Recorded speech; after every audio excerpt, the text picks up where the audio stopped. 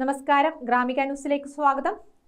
ചിത്രകാരൻ എബിയൻ ജോസഫിന്റെ ചിത്രങ്ങൾ ഇനി ജർമ്മൻ മ്യൂസിയത്തിലേക്ക്.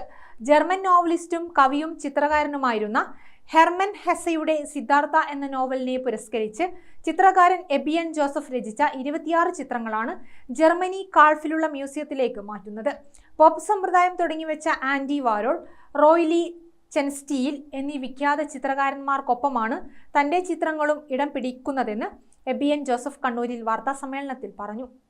പരമ്പരാഗതമായി ഹെസ്സെമാരുടെ കുടുംബ വീടുള്ള കാൾഫ് നഗരത്തിലാണ് ഹെർമൻ ഹെസ്സെ മ്യൂസിയം. നവീകരിക്കപ്പെട്ട ഹെസ്സെ മ്യൂസിയത്തിന്റെ ഒരു ഫ്ലോർ പൂർണ്ണമായും തന്റെ ചിത്രങ്ങൾക്കായി മാറ്റിവെച്ചിരിക്കുന്നത് വലിയ അംഗീകാരമായാണ് കാണുന്നതെന്ന് എബിയൻ ജോസഫ് പറഞ്ഞു. ഇതിനകം എബിയുടെ 2 ചിത്രങ്ങൾ മ്യൂസിയത്തിൽ പ്രദർശിപ്പിച്ചിട്ടുണ്ട്. അക്രിലിക്, ഓയിൽ മാധ്യമങ്ങളിൽ ക്യാൻവാസിൽ വരച്ചവയാണ് മ്യൂസിയത്തിലേക്ക് ക്ഷണിക്കപ്പെട്ടിട്ടുള്ളത്. സിദ്ധാർത്ഥ നോവലിന്റെ 100ാമത് വാർഷികം 2022 ആഘോഷിക്കപ്പെടേണ്ടിയിരുന്നതാണെങ്കിലും കോവിഡിനെ തുടർന്ന് 2025 മാറ്റുകയായിരുന്നു. സെപ്റ്റംബർ മാസം എബിയുടെ ചിത്രങ്ങൾ ജർമ്മനി ഏറ്റുവാങ്ങും. ജർമ്മനിയിലെ ഹൈഡൽബർഗ് യൂണിവേഴ്സിറ്റിയുടെ സൈദ്ധാന്തിക പിന്തുണ ചിത്രരചനക്ക് സഹായകരമായതായി എബിയൻ ജോസഫ് പറഞ്ഞു.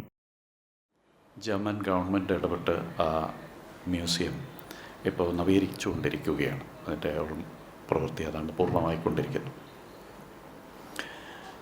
എൻ്റെ ജർമ്മൻ എക്സിബിഷൻ കാലത്ത് 2021 അവിടെ നടക്കുമ്പോൾ